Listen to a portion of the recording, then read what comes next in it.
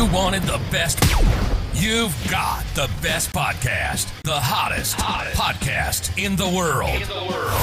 The Chris Voss Show, the preeminent podcast with guests so smart you may experience serious brain bleed. The CEOs, authors, thought leaders, visionaries, and motivators.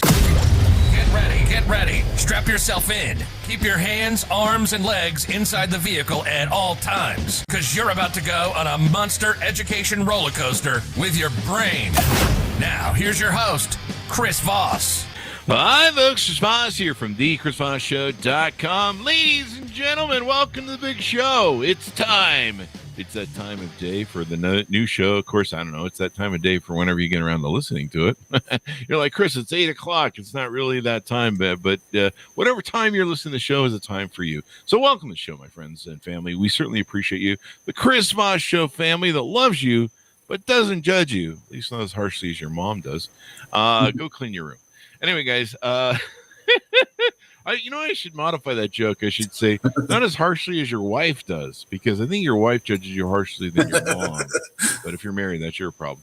Anyway, guys, go to youtube.com/Chris Voss, goodreads.com/Chris Voss. Go to all those places on LinkedIn, Twitter, Instagram, TikTok, all those crazy places the kids are playing. The Chris Voss Show is not on Snapchat because we're not going to send you DMs. That's just how we roll on the show, because it's inappropriate, folks. We're a business, the Chris Voss Show.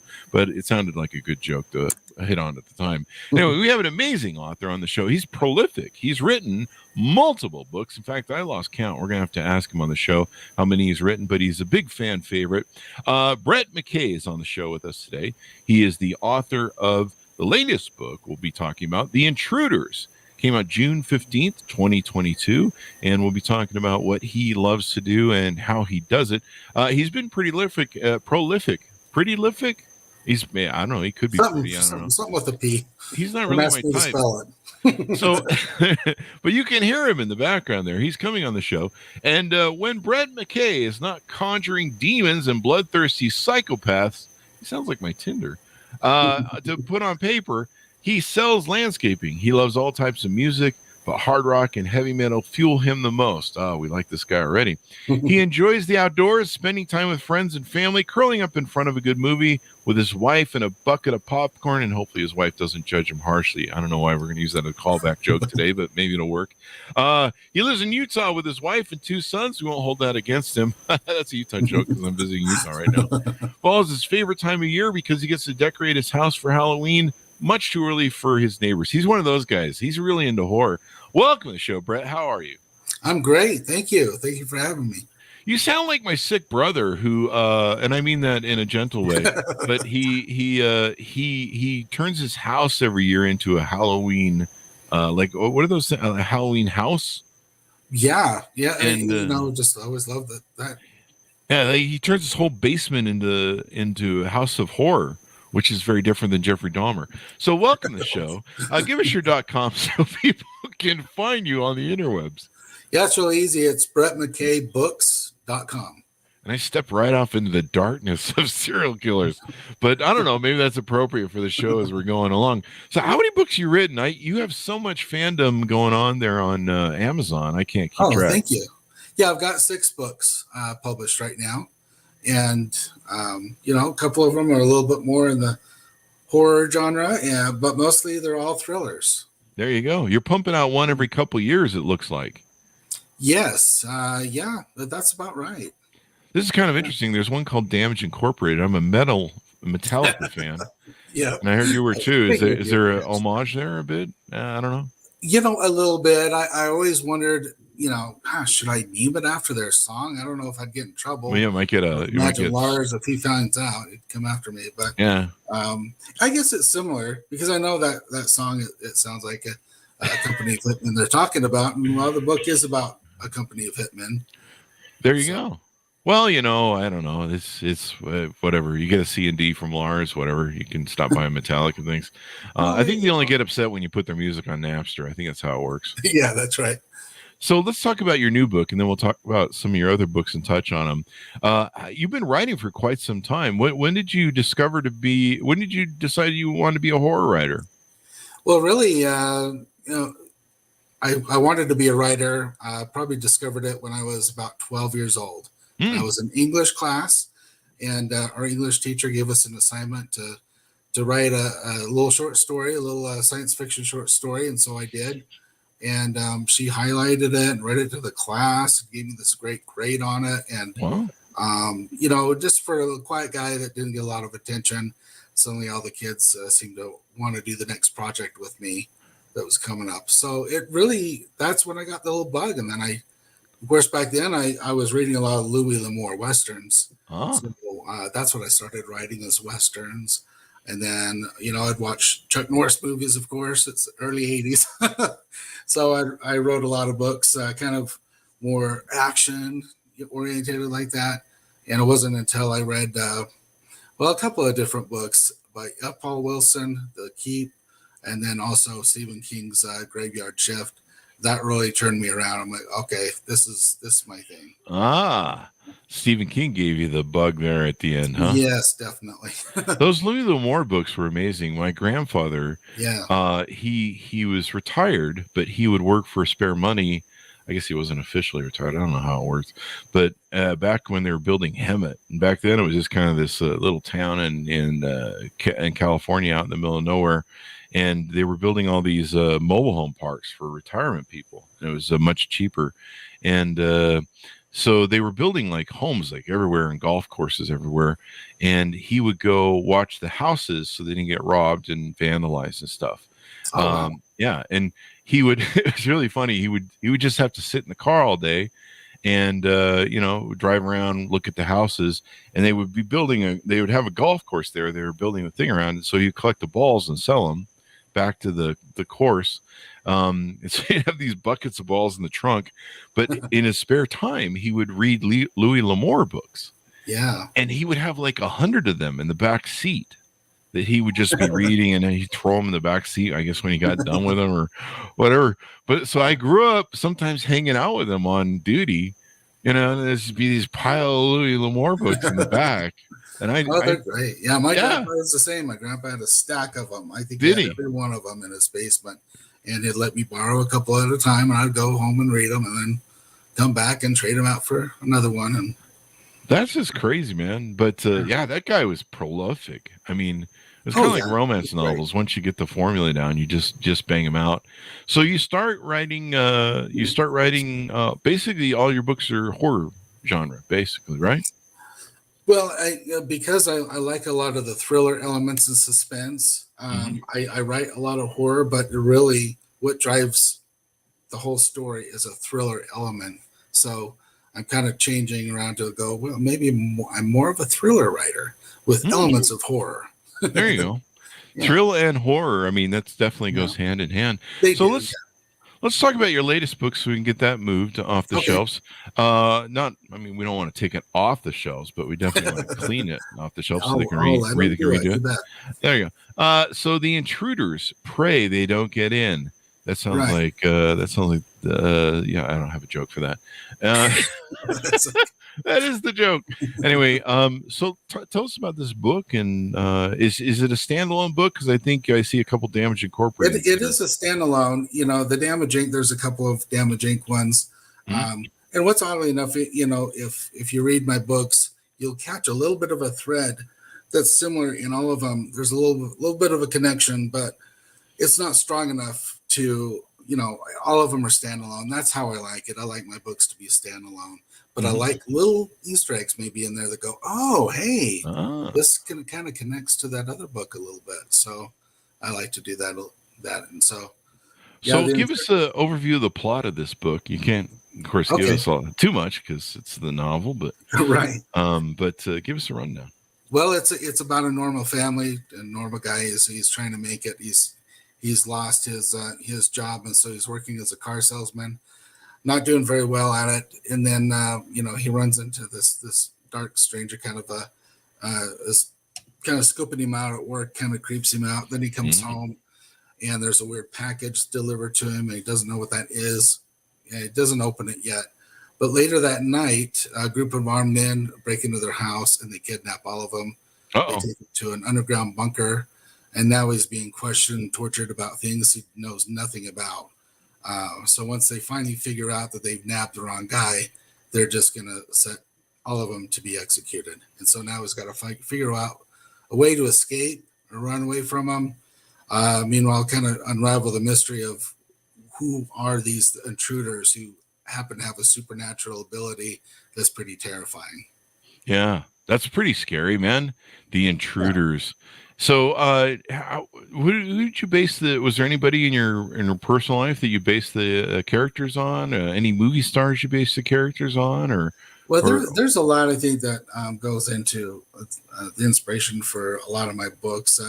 I like the movie The Thing is one of my favorites. Oh yeah, what a classic, right? This one definitely has a lot of elements of that to it. So if you like that, you're gonna like this book. This book also, it just moves. I just wanted a book that just started with like a crack of fire and just goes off and doesn't stop. And so that was the main thing of this book. And of course, the main character, it's a guy and a wife and 2 boys. So somewhat like me. Oh, there you go. I was a car salesman at one point. Well, I was trying to figure out where I was going to go in life. I was a car salesman, and that's really about the time when I came up with this idea. And, there you go. So there's some insight you have, the car business that you could pull off of and all that stuff. Yeah. And this one was fun because Amazon started this new Vella platform where you can submit for and put out an episode at a time. So it's a serialized novel that comes out an episode at a time. Oh, and wow. then you also put author notes at the bottom of it, at the end of each one. So we did that first. And then after it was all finished, we said, well, let's just put it into, let's just publish a whole book. And so we published the book, and we decided to keep the author notes in it. And I didn't know how well that would really translate to readers, but so far everybody that's reading it are commenting and really liking the author notes. Now, is it kind of a different approach that you took based on your other books?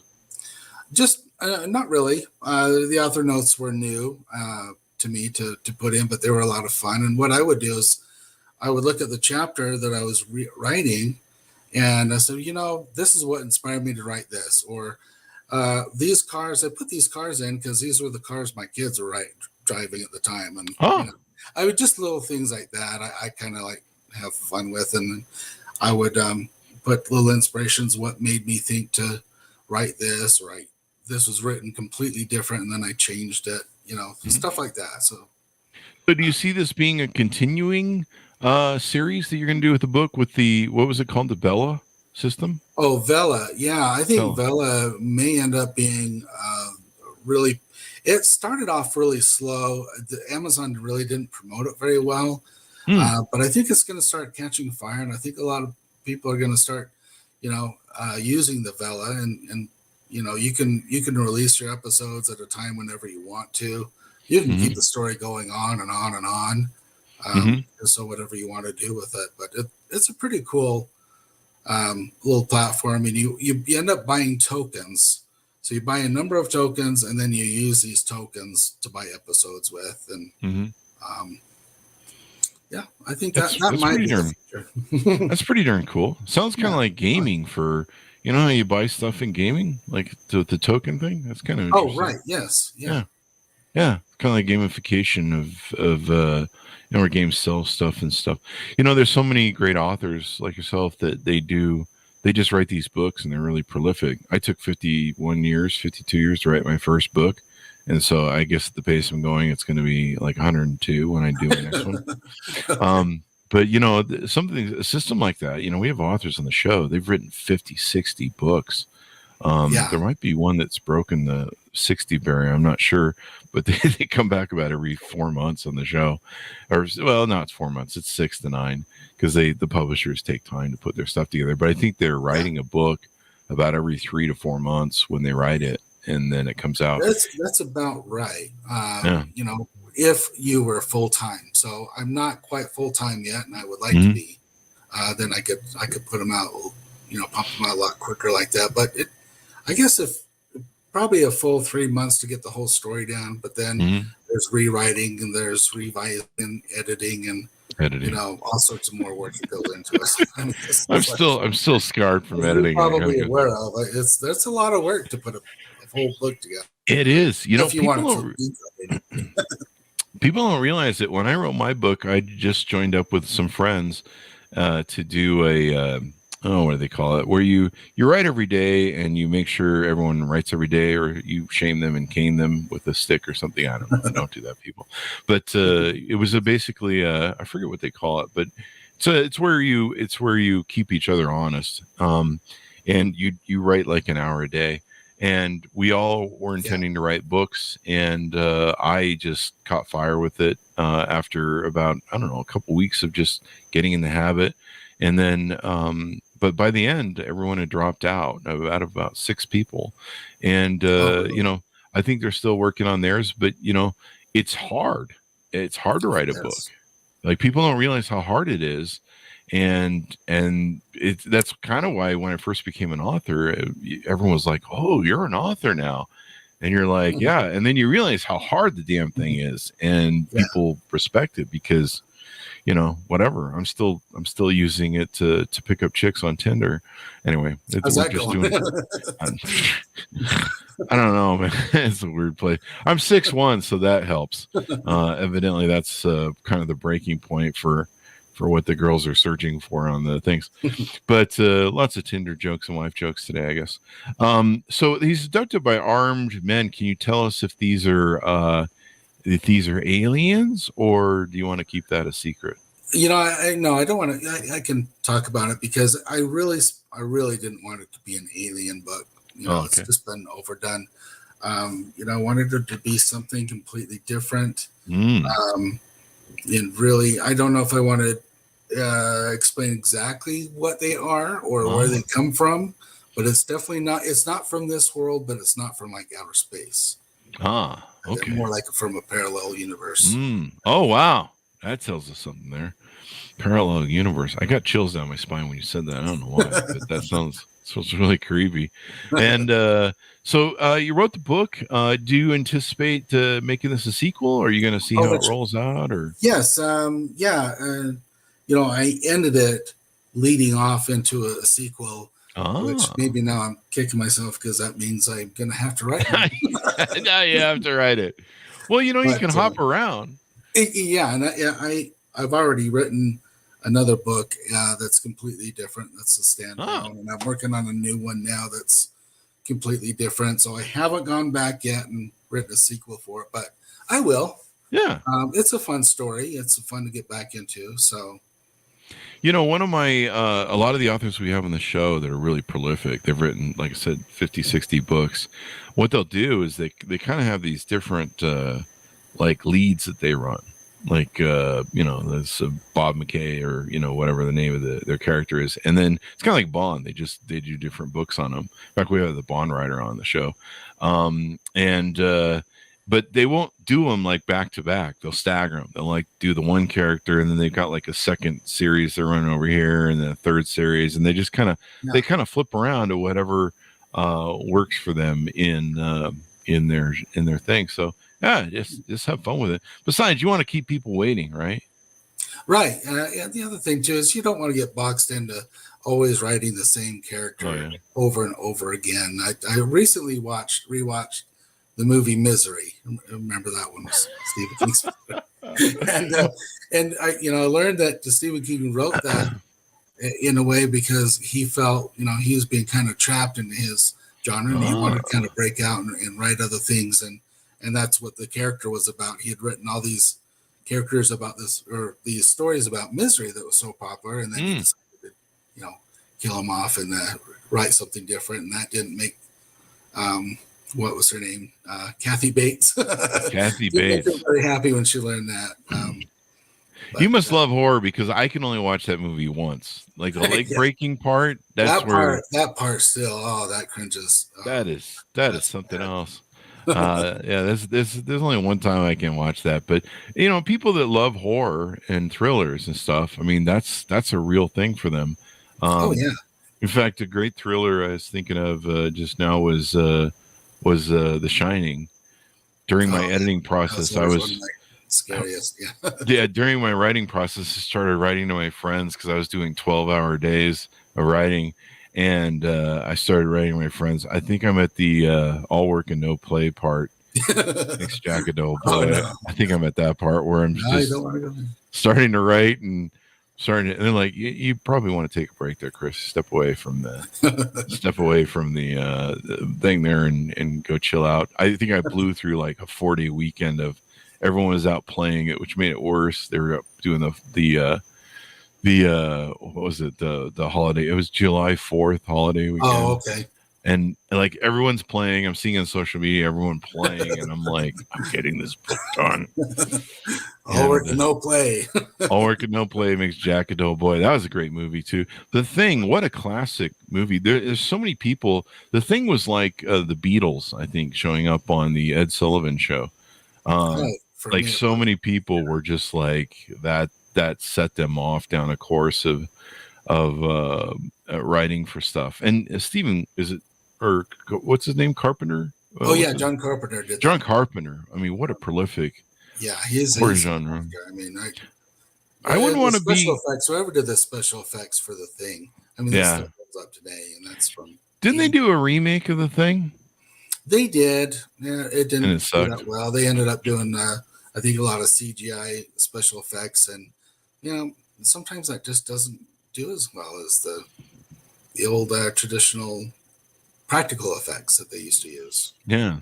Was there any techniques that you used in developing the story? Any sort of plot twists that you put in there that you can tease out?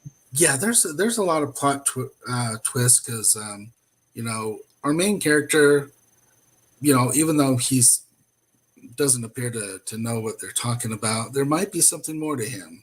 Mm-hmm. That's going to twist around later on in the story. Oh. Obviously, when he's fighting and he's fighting off the bad guys, he's pretty surprising how well he can really take him out. So there's a little twist. There's a little more to find out who the main character is. And then, of course, find out who the intruders are, what their purpose is, what are they doing here, where do they come from. So I had an intruder once, but it was a mouse. So there's that. Let's plug some of your other books here in this series too, as well. You got a lot of great reviews on the show, or on the Amazon. So you got a lot of fandom, I think, going on over there. Here, as I can tell. It's tough to get all the reviews, but I've been getting a good number of them. So I'm getting some fans, and getting some hardcore fans, and I've got. Have you gone over there and offered your book on Goodreads.com? Yeah. So I'm on Goodreads. Yeah, that Goodreads, man, that's something else. Yeah, I've got a lot of reviews on there. Yeah, that thing. I bought the what was it, the thing where they give away like 100 copies. Well, you can do 100. You can do 100 ebooks. We gave that away, and then we gave away like 10 signed copies. I think it's like $120 or something you pay, or $240. I don't remember. I think there was 2 different versions we did, but we did that under the recommendation from one of our friends who does a lot of romance novels, and she's got like 30 or something. Wow. Who's been on the show. She's like, yeah, you need to go over and do that, and that worked really well. I sold a bunch of crap, got a bunch of videos. So if you haven't tried it, you might want to give it a whirl. I think they have 2 different pricing things, but they give away your book, and it's basically like an ad. So what it does is there's all these people that subscribe to this giveaway list, and so what they do is they sign up to potentially win like a sweepstakes, maybe 10 of your books that are signed. Right. And then we did the whole thing with the book plates. Learned that from a lot of the authors we have on the show, selling the book plates or offering them as a freebie. And really, the book plates, all they are is like little stickies they can put in the book. And, people customize them. We made ours customized. And you sign them, So the nice thing about the book plates is you can personalize them, but it's not hard copied in the book. There's people that actually trade the book plates. It's freaking crazy. If you Google, if you Google the book plate trading and stuff, what they'll sometimes do is they'll take your book, one of your books, and they'll like be like, okay, I got the book plate, but I'm not going to stick it in this book. I'm going to save this for the big book they sell, and then put the autograph in there. And there's people, they just have collections of book plates. They never put them in the book. It's like insane. And they'll sell them too if you're a famous author. So they kind of play that game. But it's like a whole stamp collecting thing. It's crazy. But yeah, that Goodreads thing. You have to be careful. Like we gave away 100 ebooks, and that didn't pan out too well. Yeah. But for some people it does. I mean, your genre where you're selling so many other books, and so people that are going to probably get the free ebook are probably going to go buy the other books. Yeah. But for us, we just had one book. But that Goodreads thing, and there's people that it basically there's a place on Goodreads you go to, and it has like all the free giveaway books. But what's cool is when they sign up to, like, you'll have thousands of people sign up to get those 10 free ebooks or whatever, or 10 free books. We mailed the hard copies on the 10 free books, but there's thousands of them that will sign up for it, and you do it like 3 months out. And then what happens, you can still do it now, but what happens is they instantly get it put on their bookshelf. And so it ends up like an advertisement on thousands of people's bookshelves. Oh, okay. And then it's on the advertisement on that page. And then it reminds me, I should go back and buy another one. And then what it does is, as soon as your book gets released, it will send them all an email saying, hey, this book is released. So it's like the greatest hack of their database ever. No, it's a really good. That's a really good one. I've done similar things like that with other promos where I've been building my newsletter fans, things like that. So they will, I will submit to like a contest, and people will, like you said, they'll go through and they'll look at all the books that are out there that you can possibly get free, with the giveaway, and they'll click on it, and they click to become, to sign up for your newsletter. Oh, yeah. And it is kind of like, so I build a lot of my newsletter fans that way. And it is like casting a broad net, and you get a lot of them. A lot of them really end up not being that interested. But that small handful that you get really can be a gold little pocket of some good hardcore fans you can build. So that reminds me, I need to go talk more on Goodreads. I need to go over there more and play that game over there. Yeah. So let's talk about some of your books. What was the first book that you wrote? I had up here, and I think it was the Damage Incorporated, the hit list. Is Metallica, by the way, a favorite of your metal genre? It is, yeah. They're definitely up there in my top 10 favorites. What's your favorite metal band? My favorite band of all time, not necessarily metal though. It's Rush. We are kindred spirits, my friend. Very nice. Yeah, Rush. They're more progressive rock, I would imagine. I'm still getting over Neil Peart's death. I still, that hurts. Yeah, it really hurts. What's your thoughts on this? I know we're kind of a little off topic, but I mean, people are Rush fans out there in the audience. We have a lot of Silicon Valley nerds. Would you still like to see Geddy and Alex play together? I would. Yeah, I think they're incredible. Both of them have done their own solo projects, and I like them. They're just too good of artists just to, not keep playing and not keep writing.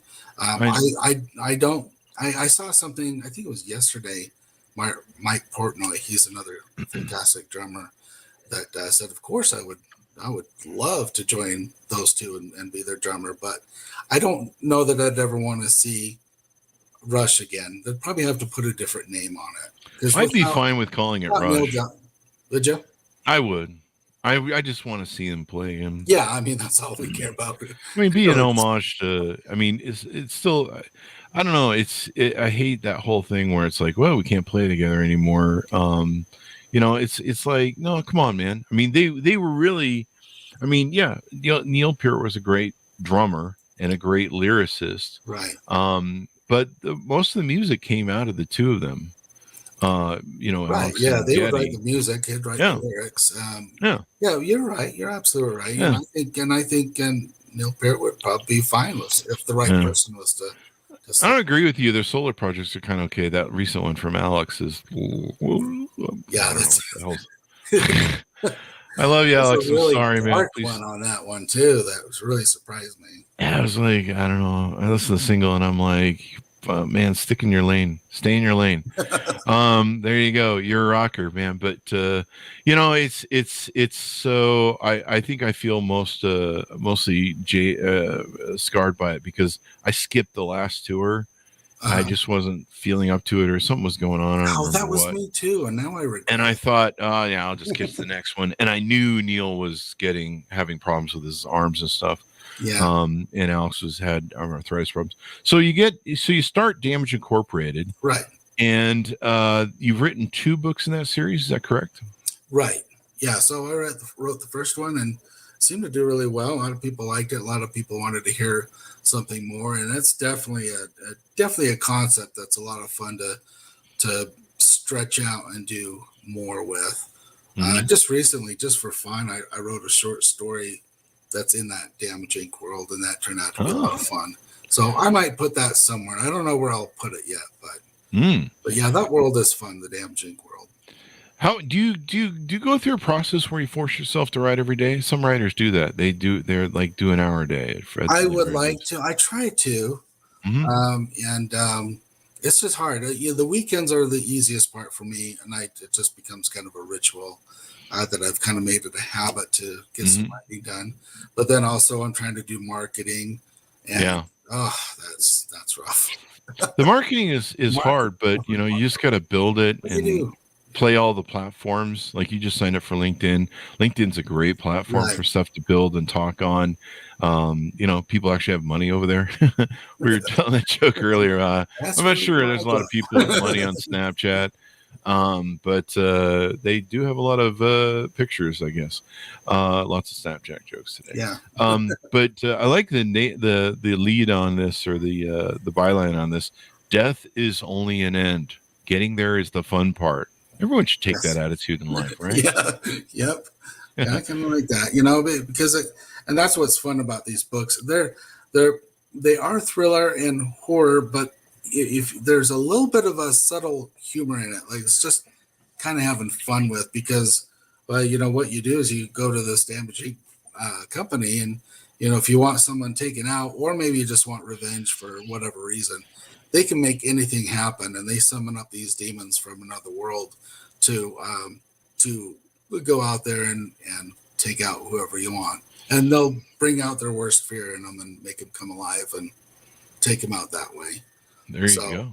It stretches the imagination a lot, which is fun to come up with these different creatures and demons and different ideas. Like, what really scares people? You can get into phobias like snakes and spiders and things like that. The phobias there. Yeah. So there's a lot of fun with that. Does your wife like reading your books, or do you scare her with all the snakes and spiders? No. She's read some of them, and she does like them. But and I know my mom has read every one of them because she's my mom, and I know that's not what she likes to read. And there are some that I have to give her a little warning with first. Like, there you go. That was the thing. I'd be worried about being married to a thriller writer, because I'd read like some of the stuff in the book, and I'd be keeping one eye open at night on you, going, I don't know. They got. Well, I just want to be careful. I don't write something about someone demented and takes out their wife. Yeah, killing the wife, or something like that. Yeah. I could never date someone who like watches CS or CSI shows all the time, because you're really planning something. You're just looking for the right method to do it and trying to get away. I think that's what most people who watch CSI shows doing. They're just trying to figure out a way to off a spouse. And they're just trying to figure out how to do it without getting caught.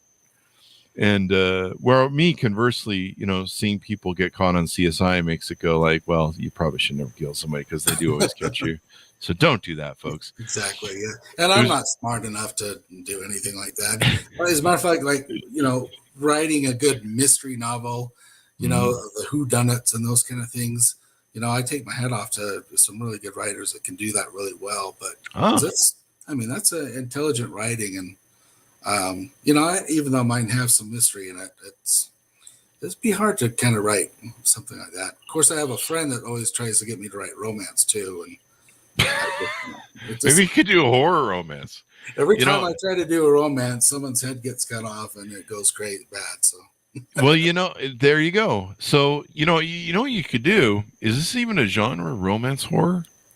I don't know, but maybe that's. I could give you some off my Tinder. I got some tales. I've been single all my life. I can give you some horror stories. I haven't cut anyone's head off, but there's still time. Great, I just triggered all the FBI warnings. Okay, we've had them on the show. They know us. Let's see. The death is only an end. Getting there is the fun part. That brought back. That reminded me of the Dire Straits song "Heavy Fuel," where he says, "I'll write my suicide note on $100 bill." That brought that back for me. Let's see what else. What are some of the other books that we have? So up here on deck? One of the more popular ones is The Other Side of Elsewhere. That's this one right here. This one was a lot of fun to write because I put a lot of my childhood in it, and I always wanted something to do my little put some of my own childhood adventures in. And so that's what I did. And it turned out, it takes place in 1982 in the summer in a small town of Riverton here in Utah. And of course, a lot of, strange things happen. And what's funny about it is I wrote it, and when I was done writing it, I wrote it long before Stranger Things. And then Stranger Things came out, and I started watching that, and I'm like, hey, wait a minute. You ripped me off. My book. And I wondered if I almost didn't even try and publish it, because I thought, I don't want people thinking I ripped off Stranger Things. I thought, well, why not? Ride their coattails a little bit, maybe. Yeah, right on. Like Stranger Things, this one's a lot like it. There you go. Well, the 80s were such an interesting time. I grew up in those times. Yeah. It's so funny. We both grew. I grew up in California, but spent my teens in Utah, going to high school. And it's so funny how in high school in Utah, you would I can still see it now, coming out of the school into the high school parking lot, and there would be pickup trucks with guns in the gun racks and stuff. And that was just like normal. You could never do any of that today. No, and it's a good thing too. Yeah, it's a good thing. But yeah, it was I had friends, they go deer hunting after school, and especially during deer season, and they were always taking a buck and skinning it up and having all that sort of fun. But yeah, romance horror, that could be like a whole new genre these days. And you meet people, I can tell you some stories. You meet people on first dates, and you're just like your brain's sitting there screaming, going, run, your fight or flight's kicking in. I remember writing a movie once back in the 80s with my friend. We'd always write movies, and there was a movie we found called Psychos in Love. They were both serial killers, and they ended up finding each other and finding true love. What's that song? That's what that reminds me. Lawyers in Love by Jackson Brown. Lawyers in Love. You could just hijack that and rename it Psychos in Love. That pretty much describes the situation in dating these days. But so the other book, let's touch on the Other Side of Nowhere, or I'm sorry, the Other Side of Elsewhere. Right. And then you wrote Liberty Justice. That was last year. Tell us a little bit about that. So that one is a straight up thriller. I think a lot of people would really like this one, especially if horror is not your thing or supernatural. But this one, and I don't know really where it came from, but it's about a 13-year-old girl that's trying to deal with her mother who's addicted to heroin. And she's basically taking care of her mom. And then, of course, things go bad, and the drug dealer comes to the house accusing her of her things, and a big fight ensues, and he ends up being killed, in self-defense. But they're scared now of the police catching them, and maybe she's going to go off to be pulled away from her mom. So she takes her mom, and they go get in the van, and they just drive away, and now they're on the run from the police. And then the guy that they killed, his brother is the big drug kingpin, and he hires a really tough, sadistic killer to track him down. So there's where, it's actually quite a fast-paced thriller, but there's a lot of heavy stuff in there dealing with the addiction and the strained relationship between the mother and the daughter. And, that was a really, it was rewarding. That's what I'll say. A rewarding challenge for me. There you go. Really good. It's probably my best writing, really. Oh wow. Sometimes there's good writing, and sometimes they're just kind of like, that's okay. I remember doing that. I think there's about 5 lines in my book that are good writing, and the rest is kind of like, okay. 5 really good lines. Yeah, I just had really good stories, like just really messed up business stories for my book. But it could have been a horror, some of the stories that are in there. But Tree of Souls you wrote 2 years ago. Tell us about that. Looks like that one's a collection of stories. That one's a collection of short stories. So that one really feeds my scary stuff. And I put in it my Crypticon award-winning short story, Old Betsy. And that's about an old hanging tree that feeds on people. So it goes pretty crazy, but it's a good fun story. And then of course I put a lot of other stories in there. I did one that a couple of them that are definitely homages to it's H.P. Lovecraft. Like H.P. Lovecraft, the old classic, horror writer from an old age. And then there's a Western in there that's kind of a scary Western, and there's some other ones that are just kind of weird. So that was a lot of fun because short stories, I just love short stories because a novel is so daunting to write, and it takes so long and so much out of you. But writing short stories can be a lot of fun. Yeah. So I just wanted to throw this together and put it together. And, the cover, my son is an artist, and so he did the cover for me. Oh, wow. On the tree. And those are all the faces. Oh, those are faces on the tree. Yeah. I didn't see that in the little picture. Wow. Yeah, his artwork turned out just incredible. Scary. Scary. I noticed you won some awards on your website. 2021 Writer's Digest Award winner. Writing competition. Right. Yeah, that one actually, I won for the same story. The Old Betsy won that one for me. There you go. That little short story is kind of the little short story of the good. There you go. That's also the one that won me the Crypticon award. And you've done some screenplays too as well. Yeah, I did some screenplays. I got in a period where I was really writing a lot of screenplays and submitting those.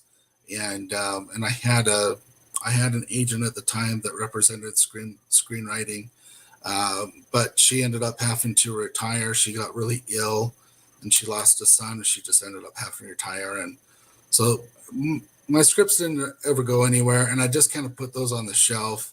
And I kind of took a break for a while. I just kind of you have to take care of your family, and life just gets in the way.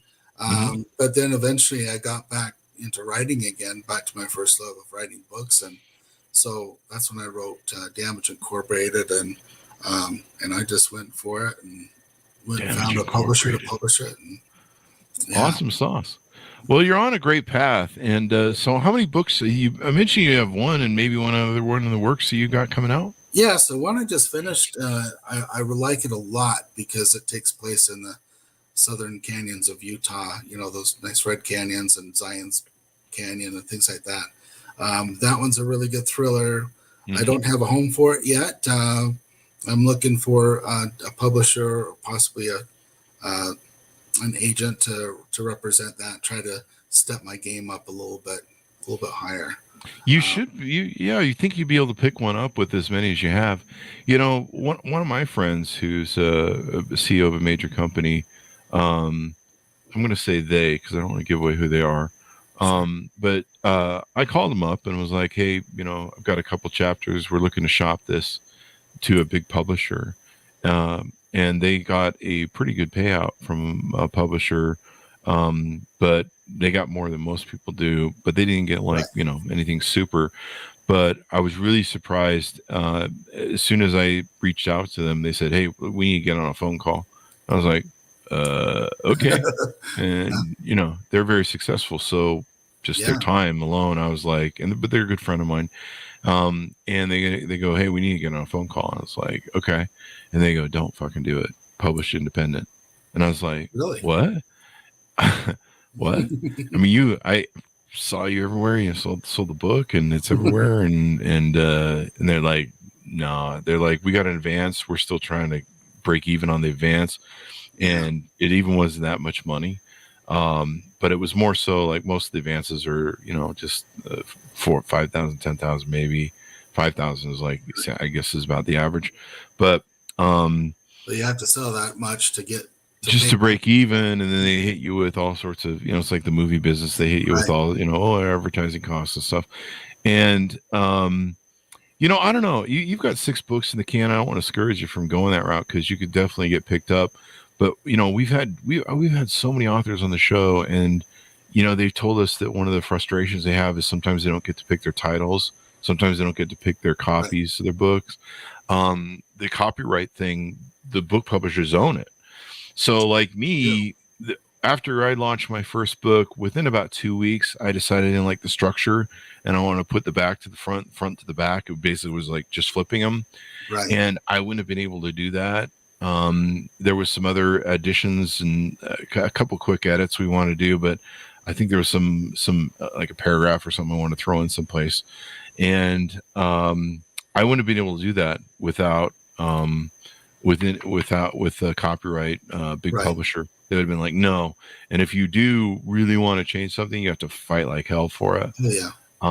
They really like having that thing in the can when they launch it. And then they spend that was the other thing that we were talking about. She's like, Chris, if you publish that book with a big publisher, it's going to take 1 year to 2 years to finally get before they publish it. The editing process is a nightmare.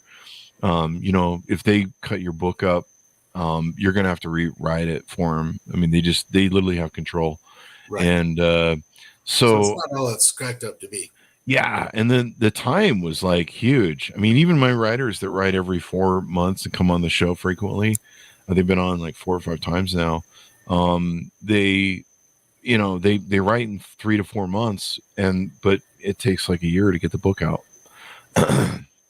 And so it's kind of frustrating. I think that's why they write every 4 months, so they can just keep the book jamming out. Stay ahead of it.